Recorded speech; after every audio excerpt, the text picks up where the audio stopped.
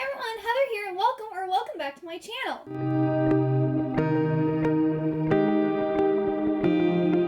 So this is going to be the dedicated, spoiler-filled reading vlog for Angelika Frankenstein Makes Her Match.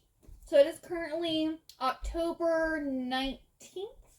Yes, today is the 19th, and I'm going to be reading this. I'm going to be talking all about this book, so if you haven't read the book or you don't like spoilers, you should probably leave now. But if you've already read the book, or if you are interested in this and you don't care about spoilers, stay tuned. Come, sit down, stay a while, and we're going to talk about this book. I did start reading it already. I'm on chapter 3, page 25, and I'm going to be honest, I don't really have an opinion yet because when I was reading it, I wasn't able to focus on it that much because my husband had his D&D group over. And so, I was kind of reading this while also listening to their conversation because I couldn't really, block it out. So it seems interesting so far. We have Angelika, who is the sister of Victor Frankenstein, and I think she's 23. She's 23 or 24, so she's basically an old maid. It's so funny because I agree with her method here. So apparently she had all these suitors and stuff, I guess, when she first came out, onto the marriage market, not, out of the closet. And she apparently, whenever she would go on dates, or I guess, because this is back in, the Victorian era, or somewhere around there, they didn't really do dates. I guess whenever she, got to sit down and talk to a guy, she'd pull out this list, and she would, ask him all these questions, and, they'd eventually get, freaked out and leave. And here's the thing. I think questions are good. I mean, okay, it could be a little intimidating, because Victor was just it's like you're interviewing them. Well, you really should kind of interview the person that you could potentially be spending the rest of your life with. I mean, it's pretty much the most important person that you need to choose in your life because they're going to be your partner, potentially the other half of your parenting of children if you want them. It's kind of a very important position to fill. Not that your significant other should be seen as a job or position, but you want to make sure that person is compatible with you. You want to make sure that you are on the same page, that you guys have similar interests, that you want the same things in life, you have the same, kind of goals and, expectations and things. So pulling out a list and being hey, you know what? If someone did that to me, I'd be oh, great, here, let me get my list, and we can, answer each other's questions. I would totally love that, because to me, that makes it sound like you're serious about this. So, that just, what do you guys think? Would you be, creeped out if someone, pulled out a list on a date and said, hey, I have some questions I want to ask you? Or would you be yes, this is my person, let me pull out my list too? Because that right there tells you that you guys are compatible if you both are taking this very seriously. So I thought that was actually awesome. I would have been I would have loved that. Also would make conversation so much easier because you literally have a list of what you need to talk about. The date, everything's set up, it's ready to go. Of course, I also love lists, so let me know. Would you be into that or not? So Victor is working on his monster, his creation, and she is trying to make her a man for her to, I guess, marry, because she just can't find one that's alive that I guess is meeting what she needs. And so they actually go to this morgue, and she's picking, she goes, oh, I like this guy's face, but his thing isn't big enough, and he's really kind of tiny. So then they find the blacksmith, and he has the better body. This is so funny. So I guess they had several different specimens, and they had a small penis, a medium penis, and a big penis. So she decided to sew the medium-sized one onto her man because she didn't want it too small or too big. I just thought that was hilarious. So it is funny so far. I will give it that. It is funny. And actually thinking about it now, talking about it makes it even funnier. Victor has brought his monster to life, and he kind of goes chasing after it. And so Angelika's left in the lab to bring her man to life. And she thinks she's failed. And then the guy wakes up and is where am I? And that's kind of where I've ended. It's funny, and I am liking Angelika. I think this is going to be a good read. I don't know if it's going to be a 5-star, because The Love Hypothesis and Love on the Brain both got 5 stars. I love that. I love those books. some people have issues with her because they're like, oh, she can't really write. Allie Hazelwood. They have issues with her, like, oh, she can't really write. And apparently her editor just gives her a trope and she writes a story around it. Works for me. Obviously. I think she's my favorite romance author, which I don't really read that much romance. I do mostly YA, so I'm thoroughly enjoying this so far. And I guess I'll probably check in when I'm a quarter-ish of the way through to kind of update you on what's going on and if I'm still really liking it. Hey everyone, it's Thursday, and I have read more of Angelika Frankenstein Makes Her Match. I am now on page 187. I'm, I think, like halfway through now or whatever. And this is funny, but I have issues with it. Okay, one, Sally Thorne, who's the author of this, wrote The Hating Game. And I didn't read the Hating Game book, but I watched the movie. And my issue with that was, I was like, they're in lust with each other. Like, they're just horny for each other. There's nothing between the two that makes it so that they should be in love with each other. You know? Because in that one, it's like enemies to lovers.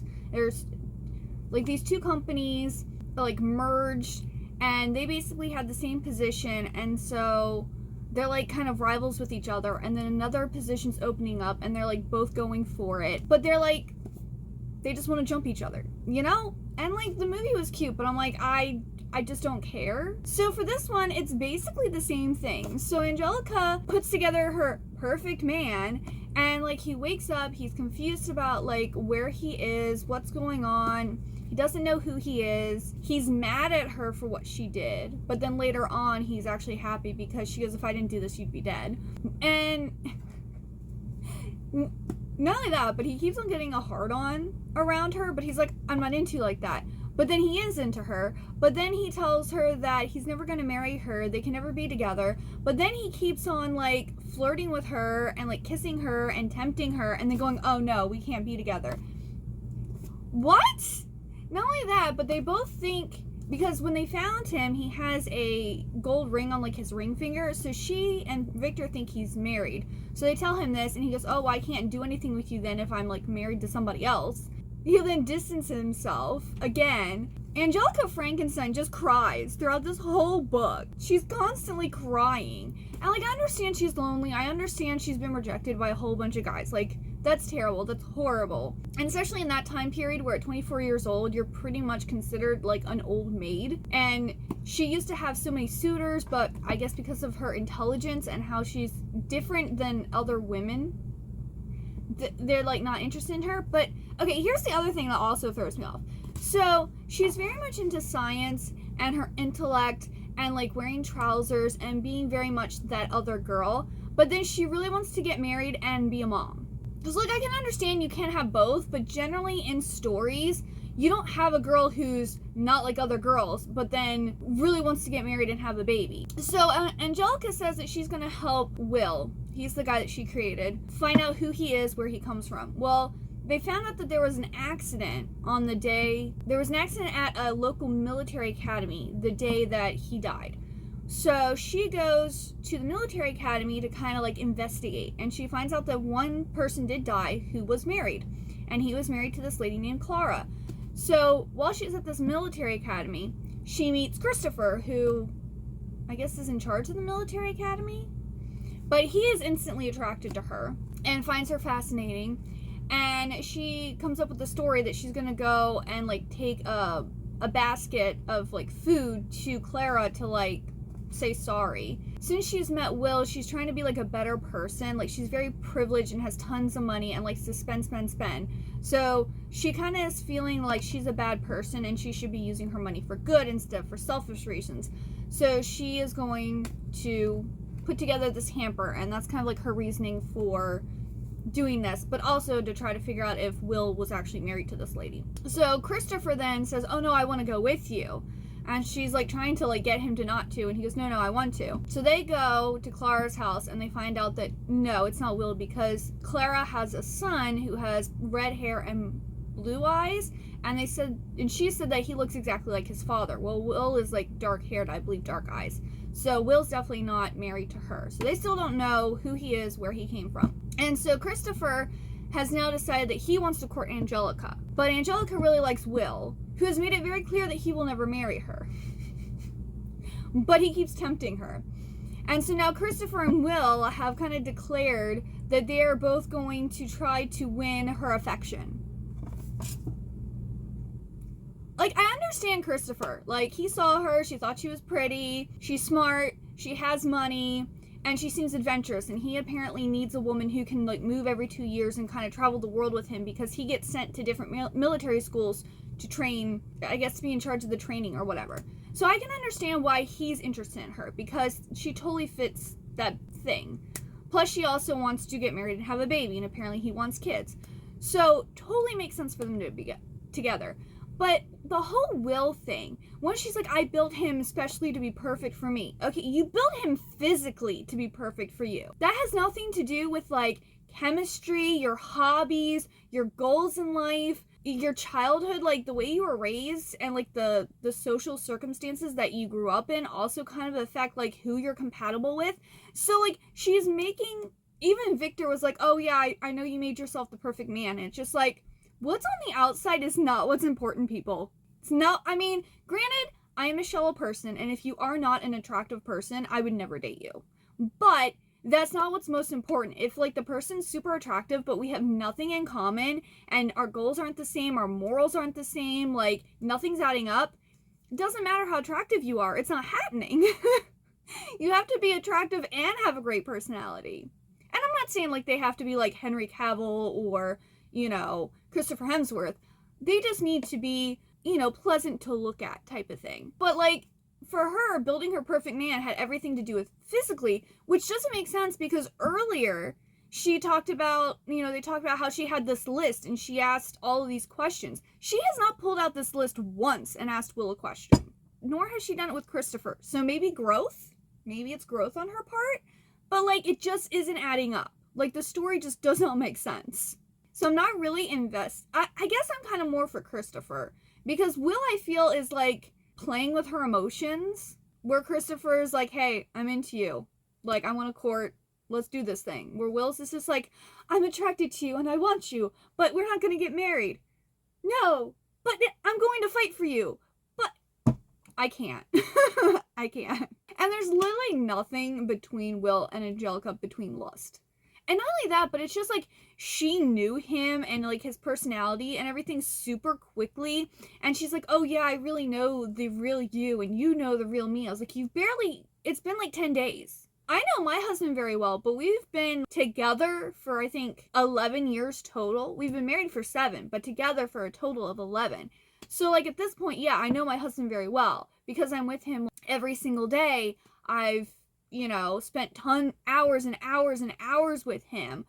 But like I didn't know him that well within 10 days. I mean, granted, they are living together, but still, I just don't know how you could know somebody so well in 10 days. Like, I could understand you see, oh, like, they're a really nice person, and these are their hobbies, and this is what we have in common, and stuff like that, but to, like, really know a person in 10 days, I don't know if that's possible. So, yeah, I feel like I'm being let down by this, and I feel like it needed editing. The story just needs to be completely edited, because nothing makes sense. The things that we're being told are just not adding up.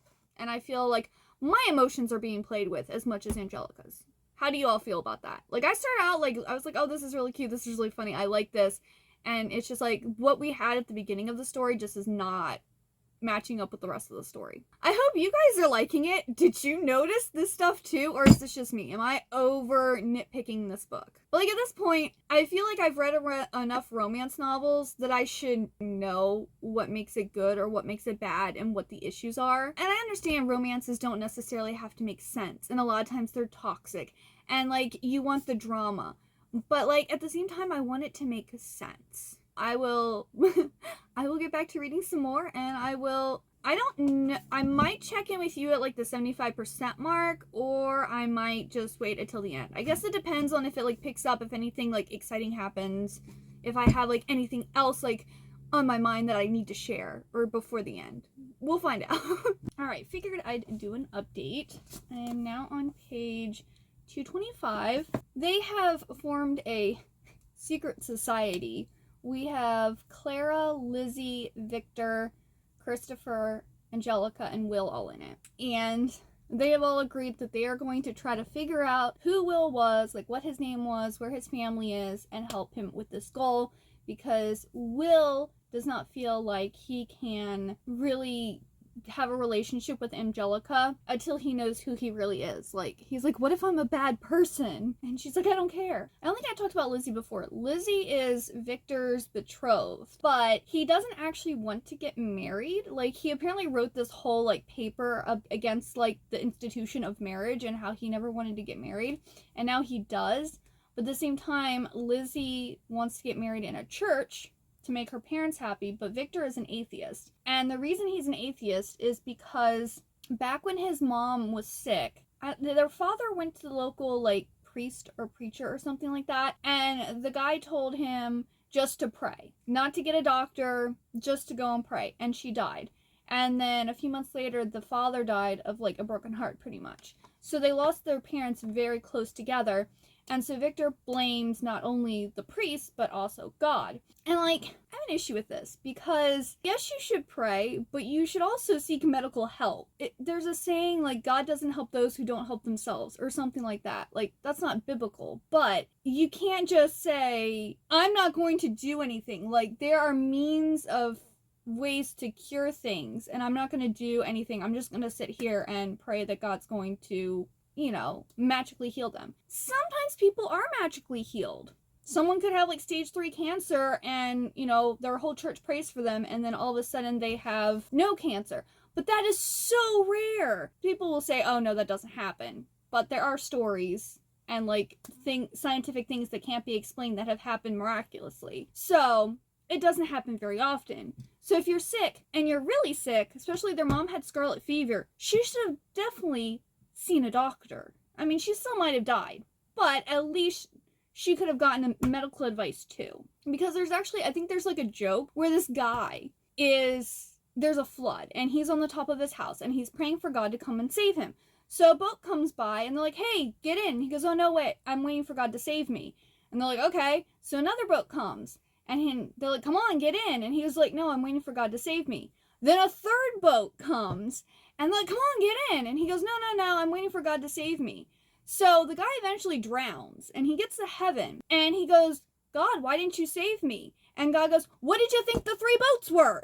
Like, I sent 3 boats, and you refused to get into them. I can understand why Victor would be upset, but he should be upset with the ignorance of the priest, not because obviously he doesn't understand how things work.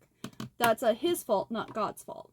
So he really wants to get married, and so Angelika is now trying to help him figure out a way that he can be comfortable having a semi-religious service, so that so that both of them can be happy, pretty much. And Clara has been hired to draw a sketch of Will, so that Christopher can take it to, like, the magistrate or, like, around town or whatever, so that he can what's it called? Basically, so that he can see if anyone recognizes Will and knows who he is. And Christopher's really trying to figure this out, because he's hoping that Will is a bad guy, so that Angelika won't be interested, or I should say in love. Apparently she's in love with Will anymore, and she'll turn to him. And then I felt so bad for Christopher, because he's like, you know, I'm sorry I haven't been able to properly court you. I'm trying to, like, help figure out who Will is so we can get all this stuff sorted so that, like, it can be a fair courtship.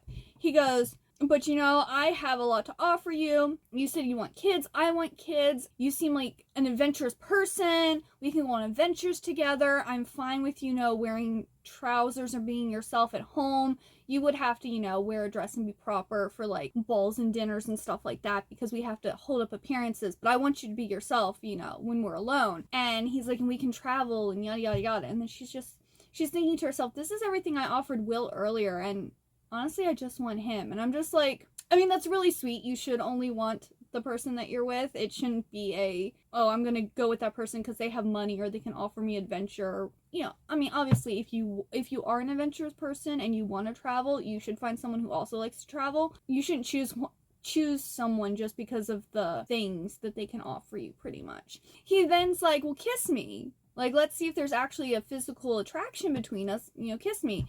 And she doesn't do it. She feels like she'd be, like, cheating on Will. And it's just like, hey, everyone has agreed that you're going to give them a fair chance. You've kissed Will. You should be able to kiss Christopher too. So I just felt so bad for him because she's just like, she just sits there and doesn't say anything, and then they get interrupted, and then she's kind of like, ah. But he kisses her hand, and that makes her tummy flutter or whatever. Part of the courting arrangement too was that Will was no longer going to live in the house, so there's like a cottage on the Frankenstein property, so he went and like cleaned that up and made it all nice, and he's living in that cottage now. And then Frankenstein's creation ended up like running away, and they've been searching for him because he has a ring. For some reason, they gave Will's hands to the monster. That's what they're calling him, so that's what I'm gonna call him. So there's like a crest or something on the ring. So they're trying to find the monster so they can see the crest that will maybe explain or let them know who Will is. And so Angelika at one point does find him, and she's like trying to convince him to give her the ring or to like come back to the house. And like the men start like running down the hill telling her to get away from him and for him to stay there. And he ends up hitting Angelika, and she goes flying apparently and like gets a concussion. So she's, throwing up and dizzy and stuff for a day or two.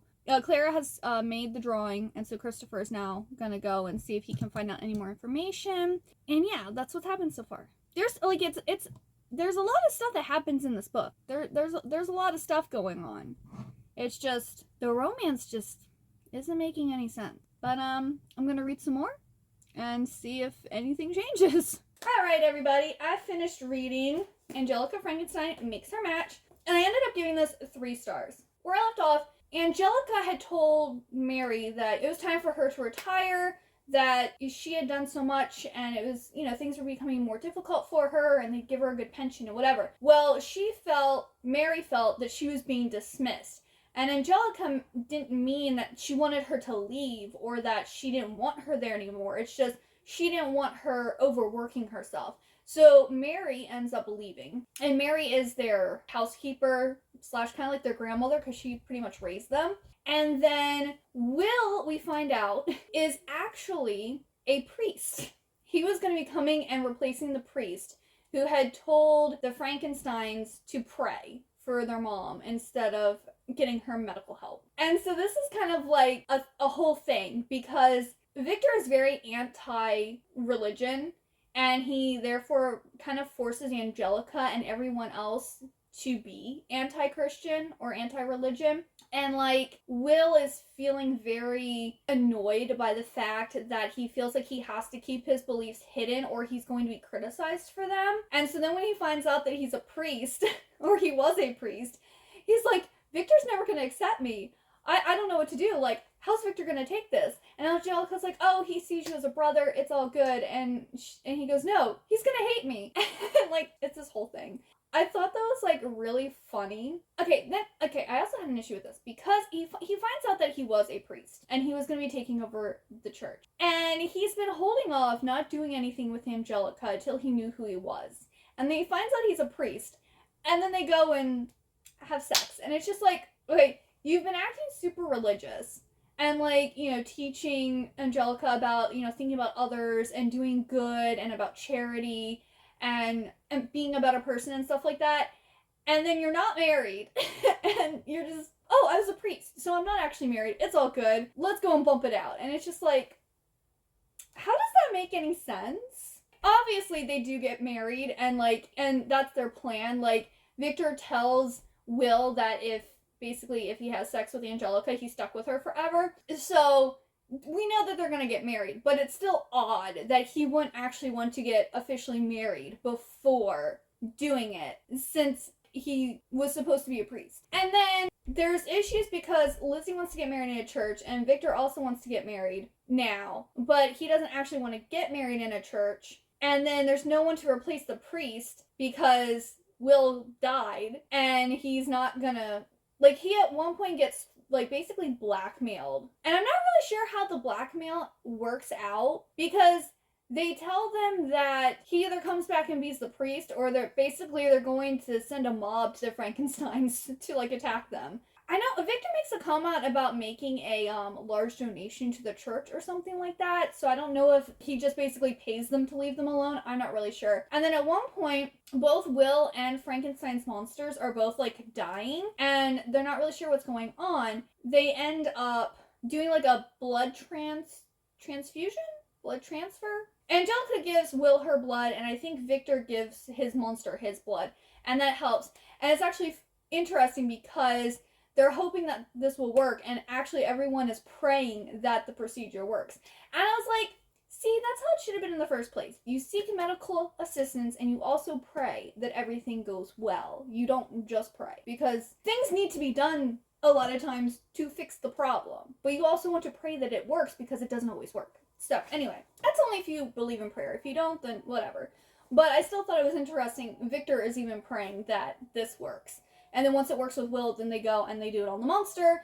And then they also, like, all the little cottages on the land, they end up, I guess, refurbishing and painting. They basically have their own little village living there on the Frankenstein property.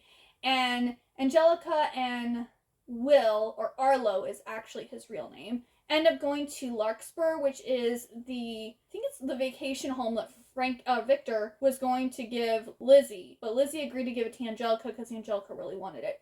So they're off at Larkspur, and I think that's where they're going to be living. And there's also this whole thing at one point where they didn't know if Will was going to be able to provide sperm for Angelika to get pregnant. Like, they weren't sure, like, if she chose Will over Christopher, would she actually be able to be a mom?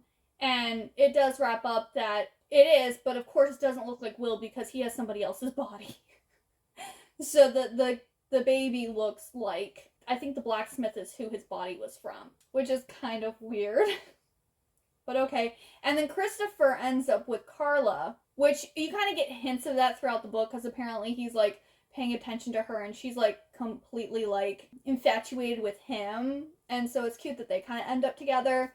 And so it was cute, but like there was just a lot of issues with the book when it came to like the way we have characters set up and their personalities, and then the way they actually behave in the book. It didn't really flesh out. It was an enjoyable book, but it just wasn't as good as I thought it was going to be. And then they like compared it to like the Addams Family, and it says that it's like spooky. It wasn't spooky. There was nothing spooky about it. There was no Addams Family vibes. There was nothing. Maybe if this was made into a movie or a TV show and you could visually see how things looked. Like, because at one point they talked about there being cobwebs in the house. But like, I don't feel like that saying that there's cobwebs is atmospheric enough to make it spooky. And saying that they're, like, where are they in the house? Are they, like, draped up the stairway? Are they just in the corners? Or is it over the clock? Like, just saying there's cobwebs in the house, okay, what does that mean? Was there one set? Were they all over the place? Because, like, the monsters, they literally have cobwebs everywhere, on everything. It's, like, the main decor. So I don't know if that's the vibe, but then at the same time, they have a housekeeper who's cleaning up and doing stuff. I don't think, like, it's not like they instructed her to keep the cobwebs up. You know what I'm saying? Like, I don't know. I just didn't get the spooky vibes at all. Those were my thoughts. What did you think of the book? Did you like it? Did you think it was spooky? Did you have, you know, some of the same issues and questions that I did about the book? You know, let me know. And if you got all the way to the end of this video, please leave me the needle, like the sewing needle emoji. And I really hope you have a wonderful, good day or night, and I hope to see you next time. Bye-bye!